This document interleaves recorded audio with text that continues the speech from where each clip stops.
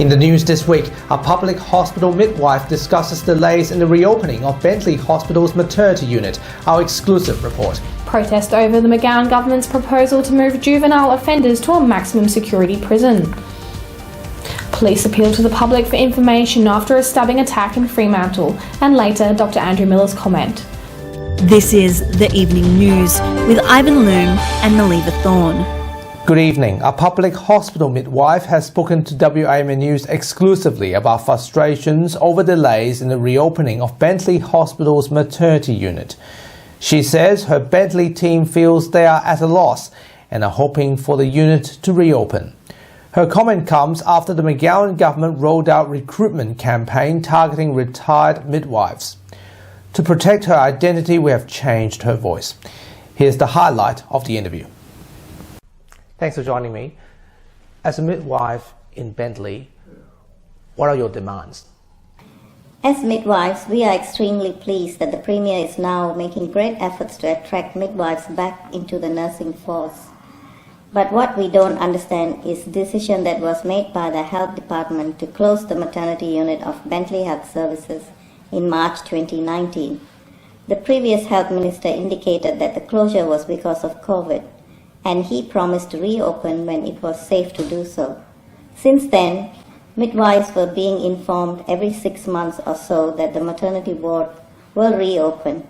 But more than years after its closure, this is yet to happen.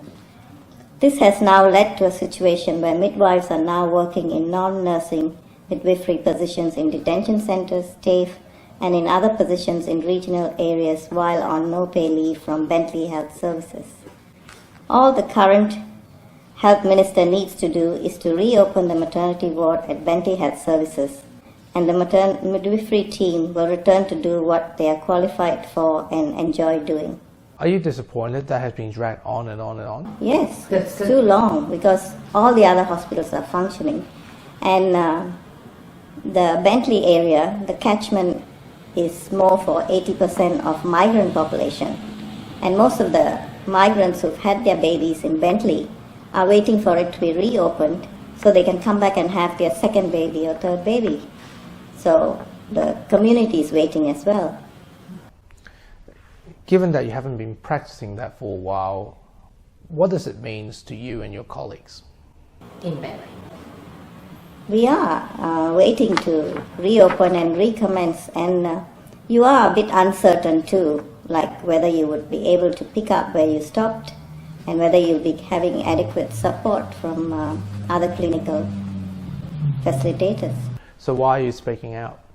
Because I miss midwifery, and we all enjoyed as a team, and we were a fantastic team working together, and all we colleagues, even the other midwives were working in other areas, miss working in Bentley because we worked very well together with the obstetric team and the medical team and the theatre team. So it was a good working place, and the clients were multi-cultural, I should say, and we were multilingual, the midwives. So we handled all the clients so well. What needs to be fixed right now in your opinion? Reopen the maternity unit in Bentley Health Services. We were having nearly 900 to 1,000 births a year, and that's all stopped.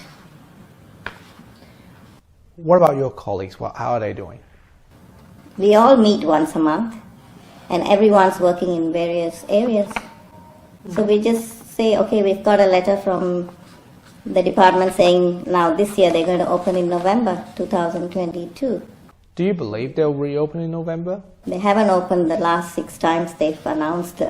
So you have no confidence at all? No, we're not sure whether they're going to open it. So given that you have not been able to practice midwifery for a while, what does it mean to you? We are not fully skilled now with current updates of our skills, clinical skills, so it needs to be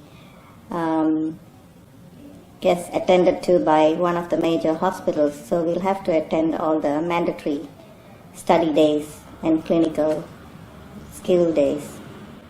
Meanwhile, Michael Gannon, obstetric spokesperson for the Australian Medical Association, WA, is asking the McGowan government to look at reinstating maternity services at Bentley as soon as possible.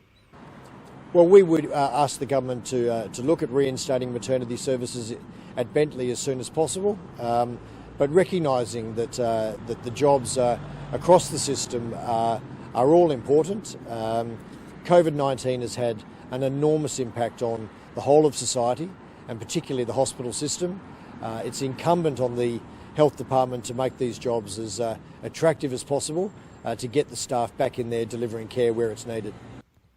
Meanwhile, a spokesperson from Bentley Hospital responded with a statement, saying every effort was made to accommodate individuals' requests, and some qualified midwives choose to stay working at Bentley Hospital in non-midwifery roles.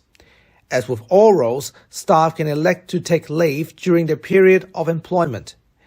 It has always been the intention to reopen Bentley Hospital for maternity services, and plans are underway to hopefully achieve this objective by the end of 2022.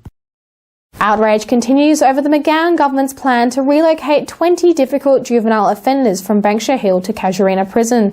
Close to 100 protesters braved the rain to demonstrate against the decision, stating their determination to bring this issue to the High Court. Luke Derrick reports. This week, nearly 100 protesters marched from Forest Chase to the Perth Town Hall, calling for a reversal of the McGowan government's plan to relocate 20 juvenile detainees from Banksia Hill Detention Centre to Casuarina Prison. Organisers of the rally, Jerry Giatos and Megan Cracker, spoke about the importance of the protest, saying Casuarina Prison is no place for young people and that there are alternatives. Mr. Giatos said it means a lot to him, but more so to the children on the inside and to their families. Rain, hail, shine, they come out. There's hundreds that came out today. It means a lot. They are seeking to add more plaintiffs to their class action, which already has 600 people represented, including 23 lead plaintiffs, and is already before the Human Rights Commission. The plan is for it to reach the federal courts by the end of the year. Mr. Giatos said that organisers are calling on the government to live up to their promises and that they want to see models of restorative justice, psychosocial support and one-on-one nurture with experts. And we'll keep on fighting. We'll keep on bringing. We don't want to shame. We don't want to embarrass. We want them to just do the right thing by these kids. And the opposition promised an awful lot when it got to government. It hasn't lived up to it. Ms. Cracker said she wants to see one-to-one nurturers for the kids and that it is that simple.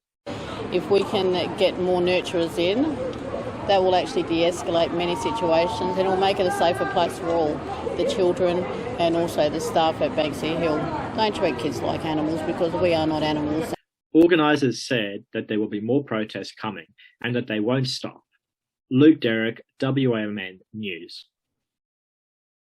Former WA Police Commissioner Chris Dawson officially became the 34th Governor for Western Australia after a formal swearing ceremony held at Government House.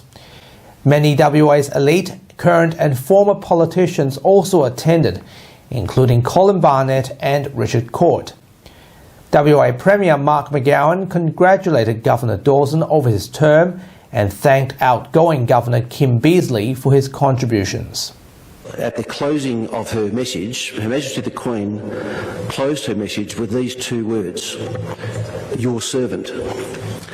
So that's truly a great example of grace and humility that I'll strive to carry out in my duties in this great responsibility as your 34th Governor of Western Australia. Police are seeking information over a stabbing and disturbance incident in Fremantle. The incident happened back in the early hours of Sunday the 3rd of April on Market Street. A 28-year-old man received stab wounds and a 21-year-old man was knocked to the ground and kicked. The 28-year-old man was taken to Royal Perth Hospital and the 21-year-old man was taken to Fiona Stanley Hospital and treated for minor injuries. CCTV footage of a man believed to be able to assist police inquiries has been released. The man is of medium build with dreadlocks. Anyone able to identify the man in the CCTV or with information regarding this incident should call Crime Stoppers. The WA Liberal Party has announced a new candidate for the North West Central by-election after incumbent Nationals MP Vince Catania retires from politics. The candidate is Will Baston, a 36-year-old urban and regional planner from the Gascoyne River, who has experience in consulting on environmental projects in regional WA. Mr. Baston's family has been in the Northwest Central region for 6 generations. Party leader David Honey says Mr. Baston will advocate for Northwest Central. I'm standing for the locals and local strong voice.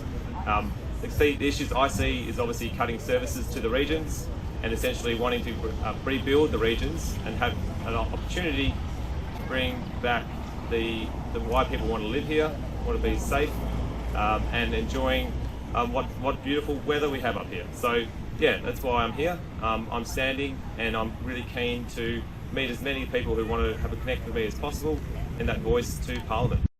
The state government has announced affordable loan solutions to help first-time home buyers enter the market. The Keystart loan will include a 50% land tax concession in a brand new build-to-rent projects from the next financial year, and up to 100% stamp duty rebate in eligible off-the-plan apartments. The loan income limit is $180,000 for singles and $200,000 for couples. The McGowan government also included plans for urban infill with high-density apartments in key Metronet locations, aiming to make housing more affordable. One of the things we're doing to try and provide for additional opportunities for people to live close to the city or close to train stations, which is an important part of ensuring we deal with urban sprawl and also enhance the living in the CBD of Perth. The Bureau of Meteorology announced a major update on its weather app to give the public an easy understanding of rainfall forecasts. Although more and more Australians rely on the Bureau's app for accurate weather information, customer feedback reveals the information is often misinterpreted. The changes means the app will display rainfall amount in millilitres. When rainfall is likely, the app will display rain today, and when rainfall is unlikely, the app will simply display no rain. BOM says they will work to identify more ways to improve the information presented via the app. Well, that app is definitely going to come in handy this winter. Well, definitely. And you know what's better? Always have an umbrella with you. Very true. Right. Always bring the weather with you. That's the thing. And now here's AMA WA spokesman Dr. Andrew Miller with his weekly COVID-19 update and medical commentary. Hi, thanks for your time. You'll notice that COVID cases are increasing, and along with that, of course, hospitalisations and unfortunately deaths as well.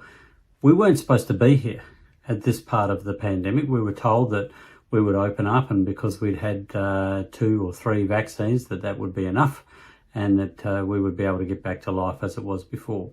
Some of us, however, have been trying to point out that that's not the case with this epidemic novel virus, which attacks a lot of different body systems and mutates quite quickly to give us new variants. What we have to do, in fact, instead, is continue to vaccinate and continue to use sensible, low impact measures to reduce transmission of the disease as well. We can't just pretend it's not happening.